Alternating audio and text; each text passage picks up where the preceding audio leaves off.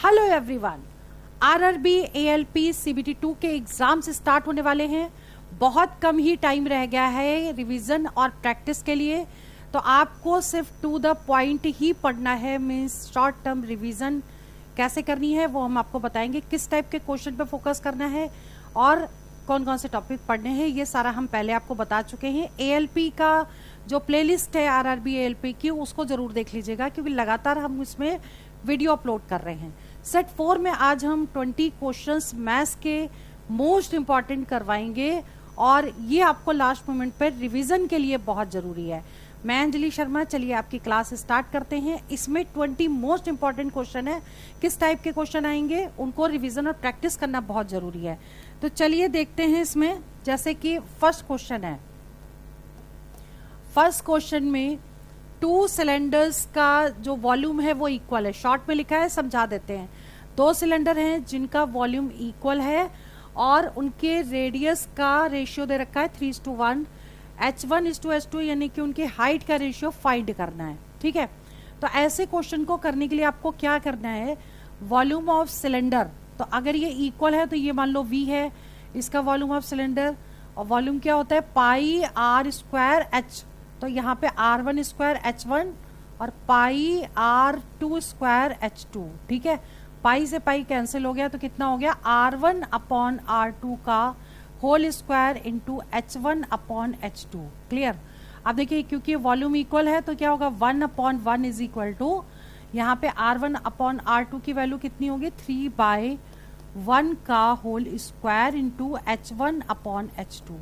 ठीक है, अब ये मल्टीप्लाई हो जाएगा, क्रॉस मल्टीप्लाई, तो H1/H2 की वैल्यू कितनी आ जाएगी H1/H2 इज इक्वल टू, ये कितना होगा, ये 9/1 हो गया, तो इधर जाके 1/9 हो जाएगा।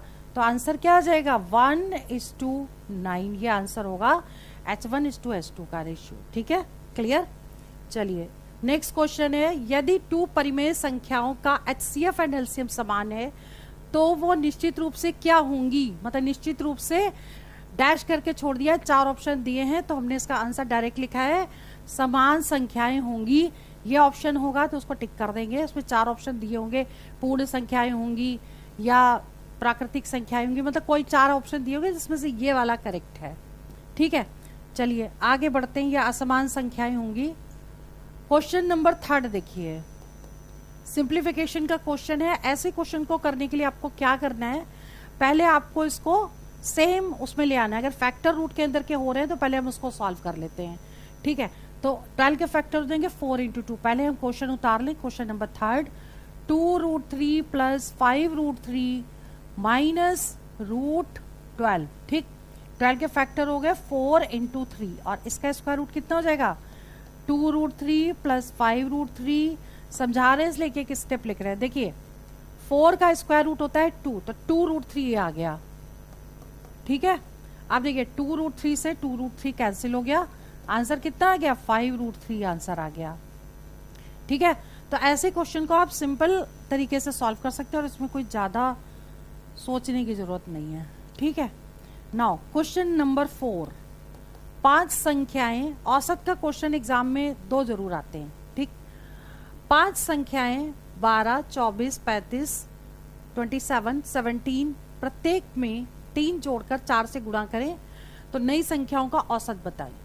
ऐसे क्वेश्चन को करने के लिए या तो देखिए सब में पहले 3 जोड़ें, फिर 4 से इंटू करें और उसके बाद उसका औसत बताने के लिए हमको क्या करना है, देखिए टोटल नंबर कितने हैं 5 है।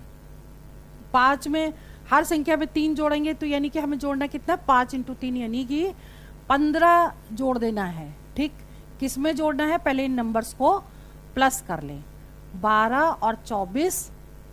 ठीक है, 12 + 24 + 35 + 27 + 17। क्लियर। तो इसको अब हम पहले इसका सब निकाल लेते हैं, इसको बाद में हम ऐड कर देंगे। ठीक है, तो ये कितना हो जाएगा, देखिए 7 × 7 = 14, 7 × 21 = 22, 23, 24, 25, 5 ये आ गया, फिर 2, 2, 4, 2, 6, 1, 7, 8, 9 और 1, 10, 105 तो ये आ गया और 15 ये जोड़ दिए ये वाले। ठीक, कितना आ गया 5, 5, 10, 120 आ गया। क्लियर।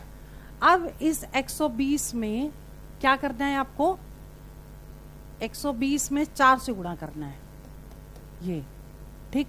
अब 4 से गुणा करने के बाद जो भी आएगा, मतलब ये हो गया 4 से गुणा और 3 3 जोड़ना, सबको 3 3 जोड़ना, यानी कि जोड़ा कितना गया, 15 जोड़ दिया गया और इनको सबको टोटल कर दिया। अब इसका एवरेज बताना है, तो एवरेज कितना होगा, सम ऑफ ऑब्जर्वेशन, वो तो निकला 120 इंटू 4, ठीक। और नंबर ऑफ ऑब्जर्वेशन कितना हो जाएगा, 5 संख्या है तो 5 से इसको डिवाइड कर देंगे, कितना आ जाएगा, 5 दूनी 10, 5 चौको 20, इंटू कर दीजिए इसको, 4 चौक 16, 4 दूनी 8, 1 9, ठीक है।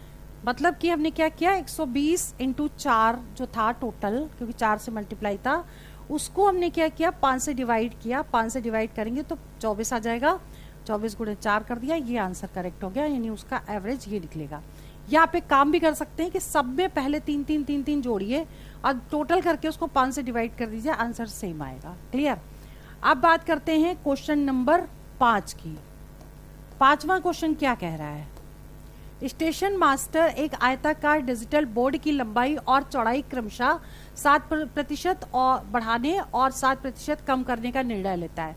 मतलब कि ये क्वेश्चन जो है बहुत ही इंपॉर्टेंट है और इस टाइप के क्वेश्चन एग्जाम में पूछे जाते हैं, ठीक है। तो 7% अगर बढ़ रही है कोई चीज, तो हमने अगर ए और बी हमने 7 ले लिया, लेकिन हमको क्या करना है, यहाँ पर जो बढ़ेगा उसको पॉजिटिव लेना है, जो कम होगा उसको माइनस में लेना है, ठीक है। तो 7% बढ़ा है तो पॉजिटिव और दूसरा 7% कम है तो निगेटिव। परसेंटेज का फॉर्मूला लगाइए, a plus B plus A B by 100, ठीक है। तो 7 minus 7 plus 7 into minus 7 upon 100, ये दोनों कैंसिल हो गए, माइनस 49 बाई 100 मीन्स 4.9, 0.49% जो है, अगर निगेटिव आ रहा है तो डिक्रीज करेगा। क्लियर, ठीक है। नेक्स्ट क्वेश्चन है क्वेश्चन नंबर 6। छठा क्वेश्चन क्या कह रहा है, 1000 किलोमीटर की दूरी को कवर करने के लिए राकेश और विकी द्वारा लिया गया समय का रेशियो दे रखा है और उनकी गतियों का अनुपात बताना। ऐसा क्वेश्चन जब भी एग्जाम में आए, ठीक है, तो टाइम और जो आपकी स्पीड है ये इनवर्सली प्रोपोर्शनल होते हैं। मतलब जो भी आपको यहाँ दिया होगा ना, तो कितना हो जाएगा, इसका रेसिप्रोकल करिए ऐसे, ठीक। और जब इसका एलसीएम लेंगे तो कितना आ जाएगा, 27:35। ये आंसर आ गया करेक्ट। मतलब जो भी होगा उसका रेसिप्रोकल करके एलसीएम ले लेना है, तो ये आंसर आपका आ गया। उनकी स्पीड का रेशियो इतना निकलेगा। क्लियर। लेकिन यहाँ पर 2 लोग हैं तो हमने ऐसे किया, लेकिन 3 लोग होते तब भी हम ऐसे करते, ठीक है। मान लो कि 3 लोग होते, कोई भी 3 लोग, तो उनके रेशियो का अनुपात अगर दिया होता 2, 3 और 5, तो इसका आंसर कैसे निकालते, 1/2। अगर स्पीड का पूछते, टाइम का रेशियो दिया है, स्पीड का रेशियो पूछते, तो हम सेम तरीके से करते 1/3:1/5, ठीक है। अब एलसीएम ले लेते तो कितना आ जाता, 30 आ जाता, ठीक।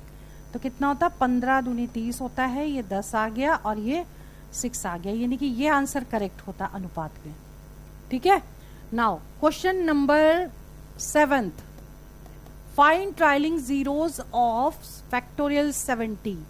ये आपका अनुगामी शून्य का क्वेश्चन है कि फैक्टोरियल 70 को अगर सॉल्व करेंगे तो कितने जीरो आएंगे। फैक्टोरियल होता क्या है पहले तो ये समझिए। जैसे मान लीजिए क्वेश्चन नंबर 7 है, जैसे फैक्टोरियल 6 है, तो फैक्टोरियल 6 को आप लिखोगे कैसे, एक एक रिड्यूस करो और इंटू कर दो। 6 into 5 into 4 into 3 into 2 into 1, इनको मल्टीप्लाई आपस में करोगे तो आपका जो भी आएगा वो फैक्टोरियल 6 की वैल्यू होगी। क्लियर। अब यहाँ पे पूछा है 70 फैक्टोरियल को जब हम सॉल्व करेंगे तो टोटल कितने जीरो आएंगे, ये आपसे पूछा गया है। आपको करना क्या है, जो भी डिजिट होगी उसको हमेशा 5 से डिवाइड करेंगे और क्वोशिएंट निकालेंगे, रिमाइंडर को छोड़ना पड़ेगा, ठीक है। तो कितना आएगा, 5 एकम 5, 6 7, 5 चौको 20, 14 आ गया, ठीक। अब फिर इस 14 को 5 से डिवाइड करेंगे, 5 दूनी 10, 4 आ गया। अब 4 तो इससे डिवाइड होगा नहीं, ठीक है, क्योंकि जो भी आपका जो ये वैल्यू आ रही है ना, जैसे अब ये जैसे छोटी वैल्यू आ गई, अगर यहाँ पे 20 आता तो हम इसको डिवाइड कर देते, लेकिन अगर वैल्यू ऊपर की छोटी आ जाए, 5 से कम आ जाए, तो हमको डिवाइड नहीं करना, हमें सिंपल क्या करना है, उनके क्वोशिएंट को ऐड कर देना है। 14 + 2 कर दीजिए, यानी कि 16 आंसर आ गया कि नंबर ऑफ जीरोस जो होंगे वो 16 होंगे। ठीक है, अनुगामी शून्य यानी ट्रायलिंग जीरोस की वीडियो पूरी अपलोड की है, डिफरेंट टाइप के क्वेश्चन भी कराए, उसको जरूर देख लीजिएगा।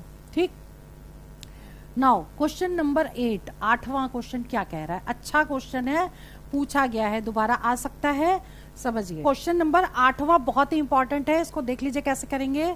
क्वेश्चन नंबर 8 देखिए, एक बल्ब उत्पादक कंपनी ने पाया कि कुल उत्पादन का 11% क्या है, दोषपूर्ण यानी डिफेक्टिव है। ठीक है, यदि गैर दोषपूर्ण उत्पादकों की संख्या 6319 है, यानी कि नॉन डिफेक्टिव दे रखे हैं आपको, तो दोषपूर्ण उत्पादकों की संख्या बताएं, ये आपसे क्वेश्चन पूछा गया है। क्लियर, तो आपको क्या करना है कि 11% अगर दोषपूर्ण है, ठीक, तो नॉन डिफेक्टिव कितने होंगे, 100 में से 11 को माइनस करेंगे, 89% जो होंगे वो गैर दोषपूर्ण होंगे। क्लियर, ठीक है।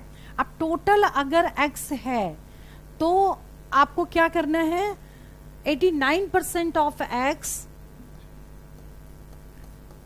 इज इक्वल टू कितना दे रखा है, 6319। क्लियर, अब x की वैल्यू कैसे निकालेंगे, 6319 अपॉन 89 और परसेंटेज में है तो 100 यहां आ जाएगा।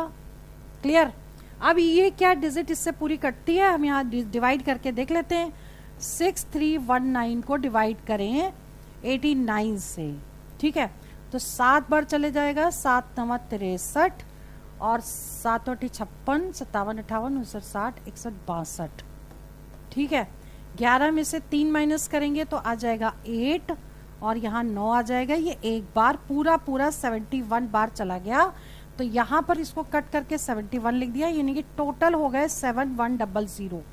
क्लियर, अब आपको क्या बताना है, दोषपूर्ण उत्पादकों की संख्या बतानी है, तो अब आपको क्या कहना है, दोषपूर्ण तो 11% है, इसका 11% निकाल दीजिए, 7100 इंटू 11/100, 2 0 से 2 0 कट गए, तो 11 एकम 11 हो गया, 11 7 77 और 1 78, यानी कि 781 मीन्स ए ऑप्शन करेक्ट हो गया। क्लियर, ठीक है। और अगर पूछा जाता गैस दोषपूर्ण, ये तो दे ही रखा है, टोटल पूछ सकते थे तो ये आंसर आ जाता। ठीक है, नाउ क्वेश्चन नंबर 9 देखिए, very very very important. Hamid, Christo और गणेश के वेतनों का अनुपात दे रखा है 3:5:7। ठीक है, यदि गणेश को हामिद से 564 रुपए अधिक मिले तो क्रिस्टो का वेतन बताओ। ठीक, तो ऐसे क्वेश्चन को करने के लिए आपको क्या करना है, यहां लिखिए हामिद, हामिद, गणेश, क्रिस्टो और गणेश। ठीक, अब ये अनुपात कितना है, 3 5 और 7 का। यदि गणेश को हामिद से, तो गणेश और हामिद को कंपेयर कर रहे हैं, यानी इन दोनों को कितने रुपए एक्स्ट्रा मिले, 564। ठीक, तो किसका बताना है, क्रिस्टो का वेतन बताना है, इसका वेतन बताना है। अब आपको कैसे निकालना है, ठीक, इसको कैसे निकालेंगे, इन दोनों का डिफरेंस लीजिए, 4 और 3 7 होता है, 7 में से 3 को माइनस किया, अगर 4 रुपए का डिफरेंस है, ठीक, तो क्रिस्टो को कितने मिल रहे हैं, 5 रुपए। ठीक, तो अगर 564 का डिफरेंस होगा तो 5 अपॉन दिस वैल्यू इंटू 564 कर दीजिए। क्लियर, ठीक है, अब इसे कट करिए, 4 से ये कट जाएगा, 4 एकम 4, 4 चौक 16, 4 एकम 4, 5 से इंटू कर दीजिए, 5 एकम 5, 5 चौक को 20, 2 कैरी, 5 एकम 5 6 7, 705 रुपए, यानी ए ऑप्शन करेक्ट हो गया। क्लियर, इंपॉर्टेंट क्वेश्चन है, पूछा गया है, दोबारा पूछे जाने की पॉसिबिलिटी सबसे ज्यादा है इस टाइप के क्वेश्चन की। ठीक है, अब जैसे क्वेश्चन नंबर 10 की अगर हम बात करें तो 10वां क्वेश्चन क्या कह रहा है, 10वां क्वेश्चन सिंप्लीफिकेशन का है। नॉर्मली इसको सॉल्व करेंगे तो बहुत टाइम लगने वाला है, तो हम इसको क्या करेंगे, इसको सेम पावर में ला करके इसको कट कर देंगे। ठीक है, तो ये हो जाएगा 8 की पावर कितना, 4 2 सा 8 हो गया, और ये होता है 8 की पावर 3, 8 की पावर 3 कितना होता है, 512, 8 का क्यूब हो गया ये, ठीक है। तो 3 गुणे 2 यानी 8 की पावर 6 इंटू 8 प्लस 18, क्लियर। अब देखिए ये दोनों मिला के कितने हो गए 9, 9 में से 6 माइनस करेंगे। देखिए बेस अगर सेम होगा तो मल्टीप्लाई में पावर ऐड होती है, बेस अगर सेम होगा और डिवाइड में होगा तो माइनस हो जाएगी पावर इसकी, ठीक है। तो आपका देखिए 9 आ गया, ये 6 आ गया, 9 में से 6 को माइनस करेंगे तो कितना आ जाएगा 8 की पावर 3, ठीक, और प्लस 18, तो 8 का क्यूब कितना होता है 512, 512 में 18 जोड़ देंगे, 8 2 10 और 2 और 1 3, देखिए 8 2 10, 2 1 3 और 5, 530 इसका आंसर आ गया, ठीक है। चलिए नेक्स्ट क्वेश्चन है क्वेश्चन नंबर 11। 448 मीटर लंबाई के पुल को पार करने के लिए एक ट्रेन को 73 सेकंड लगते हैं, ठीक। यदि इसी ट्रेन को साइन बोर्ड पार करने के लिए 41 सेकंड लगे तो ट्रेन की लंबाई बताओ। ऐसे क्वेश्चन को कैसे करेंगे पहले आप ये समझिए, ठीक है। ट्रेन की लंबाई पहले तो हम ये देख लेते दिया क्या है। 448 मीटर लंबाई के पुल, एक पुल दिया है जिसकी जो लेंथ है वो 448 मीटर है। इसको पार करने के लिए 73 सेकंड का टाइम लगता है, ठीक। यदि इसी ट्रेन को एक साइन बोर्ड को जब वो पार करेगा तो ये साइन बोर्ड है सपोज, ठीक, इसको पार करने में 41 सेकंड का टाइम लगता है। तो ट्रेन की लंबाई बतानी है, यानी कि अगर ये ट्रेन है इसकी लेंथ L है तो उसकी लेंथ कितनी होगी ये फाइंड करना है, ठीक। तो आपको कैसे करना है सबसे पहले तो ये समझिए, जब भी ट्रेन किसी इसको पार करेगी यानी कि पोल को, मैन को या फिर ट्री को, तो जो उसकी लेंथ होगी वही लेंथ लेंगे, वो डिस्टेंस हो जाएगी, ठीक है। तो distance speed is equal to होता है डिस्टेंस अपॉन टाइम, मैन के केस में बता रहे हैं यानी साइन बोर्ड के केस में बता रहे हैं। तो आपको क्या करना है यहाँ पर, लेंथ तो आपकी L हो गई, ठीक, टाइम हो गया 41, ये हो गई इसकी स्पीड, क्लियर, ठीक। अब इसकी स्पीड निकाल लें, स्पीड इज इक्वल टू दोनों की ऐड कर देंगे, L प्लस 448 अपॉन 73, ये स्पीड और ये स्पीड सेम है तो इसको इसके इक्विवेलेंट कर देंगे, L by 41 is equal to L plus 448 upon 73, ठीक है। अब इसे सॉल्व कर लीजिए, 73L is equal to 41L plus 448 into 41, ठीक है। आप क्या करेंगे 73 में से 41 को माइनस कर देंगे, ये इधर जाएगा माइनस में हो जाएगा तो ये 2 आ जाएगा और ये कितना होगा 4 और 3 7 होता है 32 आ गया, ठीक। तो अभी आपको क्या करना है, L की वैल्यू निकाल लीजिए, 448 into 41 upon 32, clear.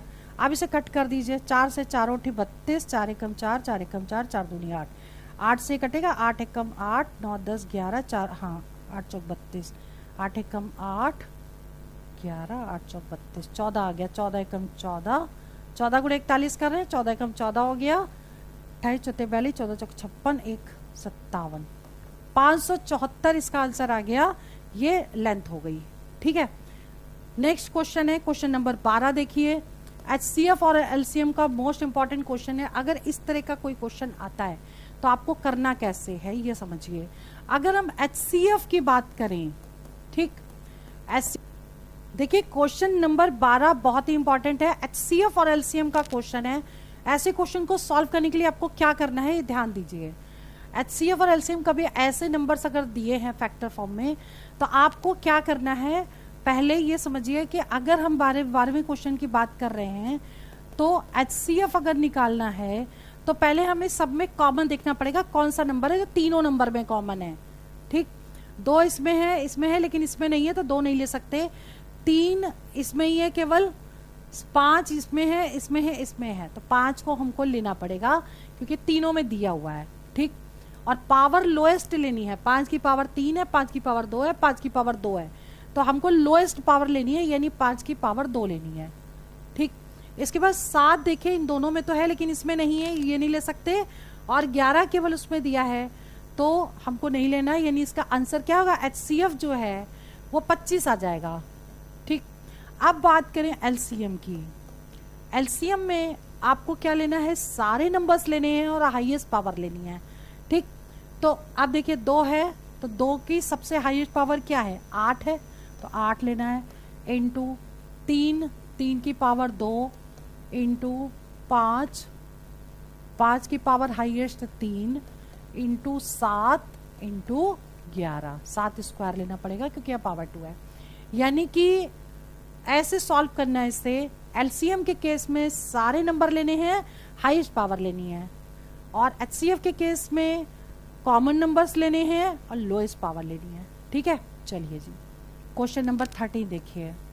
The ratio of 3 numbers is 2:3:5। HCF दे रखा है, नंबर्स बताने हैं, ओरल क्वेश्चन है लेकिन हम लिख रहे हैं क्योंकि आपको समझा रहे हैं। ठीक है, फर्स्ट नंबर 2x है, सेकेंड नंबर 3x है, थर्ड नंबर 5x है, तीनों का कॉमन यानी कि HCF x है।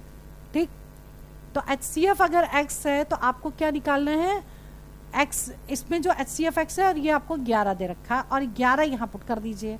तो 11 से इंटू करिए, 11 दूनी 22, 11 से इंटू करिए, 11 तिया 33, 11 पचे 55, ये नंबर्स आ गए। क्लियर? ठीक है, चलिए जी आगे क्वेश्चन है 14। बिल्कुल वैसे ही है, यहाँ पे HCF निकालना है। तो HCF के लिए हमने क्या बताया था आपको, कॉमन नंबर्स 2 और 2 दे रखा है, 2 की पावर लोएस्ट लेनी है, 2 की पावर 2 हो जाएगी। ठीक, 5 इसमें है, 5 इसमें है, यहाँ पे 5 की पावर लोएस्ट यानी 2 हो जाएगी, और 7 इसमें है, 7 इसमें नहीं है, 11 इसमें, तो 11 इसमें नहीं है, यानी ये इसका HCF हो गया। ठीक है, कई बार आंसर इस फॉर्म में दिया होता है, अदरवाइज इसको मल्टीप्लाई करके भी डायरेक्ट अगर ऑप्शन में दिया इसको खोल दीजिएगा, आंसर आ जाएगा। जैसे 25, 25 गुणे 4 यानी कि 25 चौक 100, 100 इसका आंसर होगा। ठीक है, चलिए बात करते हैं क्वेश्चन नंबर 15 की। 15 क्वेश्चन में A/B दिया है, B/C दिया है, A/C निकालना है। देखिए ऐसे क्वेश्चन बहुत ही ईजी होते हैं और रेशियो प्रोपोर्शन के 2 क्वेश्चन कम से कम एग्जाम में आते हैं। तो जब आपको AB दिया है, BC दिया है, AC निकालना है तो इसके 2 तरीके हैं, दोनों ही आपको बता रहे हैं कि अगर मान लो BC अगर पूछा जाता तो कैसे करते, AC पूछते हैं तो कैसे करेंगे। ठीक है, तो आप इसको ये समझिए, इसमें A/B into B/C into A/C, 1 minute, A/B into B/C, यहीं तक होगा। ठीक, तो कितना होगा, 1/2/3 इंटू 1/5। अब कटेगा तो है नहीं, 2/15 यानी 2:15 इसका आंसर आ गया। ठीक है, कैसे आ गया, B से B कट गया, A/C आ गया। क्लियर? ठीक है, अब दूसरा क्या तरीका है, अगर आप इसको ABC ऐसे लिख लें तो इसके नीचे 2 3 लिखें और BC कितना दिया, 1 5 लिख दें, इसका इंटू करें 2, इसका इंटू करें 15, ये आ गया 215। ठीक है, तो दोनों मेथड से आप कर सकते हैं। और इसको एक काम और करते हैं कि अगर मान लो AB दिया है, BC दिया है, CD भी दिया है तो AD निकालना तब कैसे करेंगे ये भी समझिए। जैसे मान लीजिए हमने क्वेश्चन ले लिया, A/B दे रखा है 1:2, B/C दे रखा है 3:4 और C/D दे रखा है 1:5, तो आपको निकालना है A/D।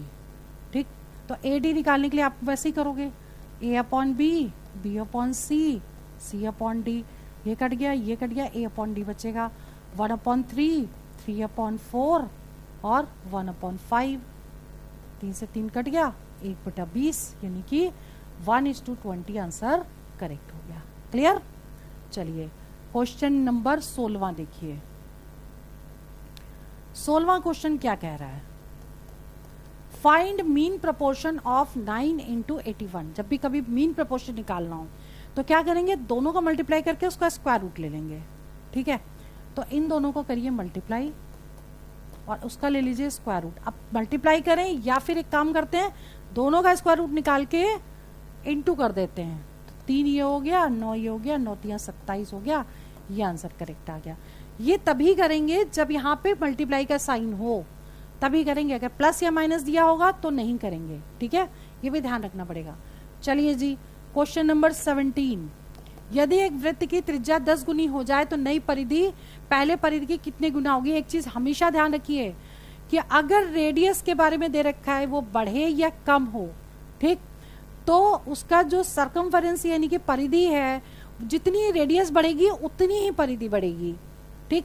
तो अगर ये 10 गुना बढ़ी है तो आंसर भी 10 होगा कि उसकी जो परिधि है वो भी 10 गुना बढ़ेगी। क्लियर, ठीक है। चलिए जी, नेक्स्ट है 18वां क्वेश्चन। यदि व्यक्ति एक निश्चित दूरी समान गति से 10/11वीं गति से चलता है और समान समय से 13 मिनट अधिक समय लेता है तो समान समय बताइए। मतलब कि मोस्ट इंपॉर्टेंट क्वेश्चन है, और ऐसे क्वेश्चन को कैसे करना है, ओरल निकाल सकते हैं। जो भी वैल्यू दी है उसका रेसिप्रोकल कर लीजिए। 10/11 दिया तो 11/10 लिखेंगे, हमेशा एक कम करेंगे तो कितना आ जाएगा, 11 - 10 यानी कि 1/10 आ गया। फिर से इसको रेसिप्रोकल करिए, 10/1 और 13 से इंटू कर दीजिए, 130 मिनट, यानी कि ये वाला ऑप्शन करेक्ट हो गया। क्लियर, ठीक है, ओरल निकाल सकते हैं। चलिए जी, आगे क्वेश्चन नंबर 19 देखिए।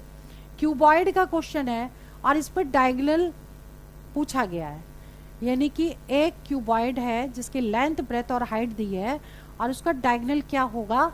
तो डायगोनल इज इक्वल टू होगा square root of L² + B² + H²। ठीक है, अब हम इसको सॉल्व कर लें। 12² + 8² + 6², वैल्यू पुट कर दी हमने, यानी ये हो गया आपका 144, 64 और 36। ठीक, 6 4 10 4 14 14 हो गया, 6 4 10 4 14, 244 आ गया। तो रूट 244 को कैसे लिखोगे आप, फैक्टर कर दीजिए। 4 इंटू कितनी बार जाएगा, 4 छंग 24, 244 आया ना। ठीक, 4 4 छंग 24 और 4 एकम 4, तो कितना हो गया, 2√61। ये आंसर हो गया इसका। क्लियर। चलिए क्वेश्चन नंबर 20 देखिए। HCF and LCM of two numbers is 9 and 81. Find product of the numbers. देखिए ये क्वेश्चन अभी मैंने पहले जो अभी किया है उसमें डायरेक्ट पूछ लिया कि मीन प्रपोर्शन क्या होगा। वो क्वेश्चन, ये क्वेश्चन सेम है लेकिन मेथड मतलब पूछा थोड़ा डिफरेंट तरीके से गया है। इसमें क्या पूछा है, प्रोडक्ट पूछा गया है। ठीक, तो प्रोडक्ट क्या होता है, देखिए HCF into LCM is equal to first number into second number. ठीक है, ठीक है। अब आपको क्या करना है कि फर्स्ट नंबर यानी कि HCF हो गया 9 इंटू 81, यहाँ पे प्रोडक्ट पूछा है। कई बार क्या करते हैं, अब देखिए ये जो मल्टीप्लाई करेंगे तो मल्टीप्लाई कर दे, 9 एकम 9, 9 अठे 72, यानी कि ये तो हो गया इसका आंसर, यानी प्रोडक्ट पूछा गया है। कई बार ऐसे ही क्वेश्चन में पूछ लेते हैं find mean proportion of this. ठीक, तो मीन प्रपोर्शन ऑफ दिस में क्या करते हैं, इसका स्क्वायर रूट ले लेते हैं जैसे हमने पहले किया और इसका आंसर निकाल लेते। 3 इंटू 9 27 आंसर आ जाता है। किस केस में, अगर ये पूछ लेते मीन प्रपोर्शन क्या होगा। क्लियर। तो आज की इस वीडियो में हमने 1 से लेकर 20 तक क्वेश्चन आपको सॉल्व करके बताए। इसका रिवीजन और प्रैक्टिस जरूर कर लीजिएगा। बाकी इंपॉर्टेंट क्वेश्चन मैं सेट 1, सेट 2, सेट 3 में ऑलरेडी करवा चुकी हूँ। लास्ट मोमेंट रिवीजन में आप ये वाले क्वेश्चन जरूर करके जाएं। चलिए वीडियो में यही ओवर करती हूँ। All the best for exam 5 selection. जय हिंद, जय भारत।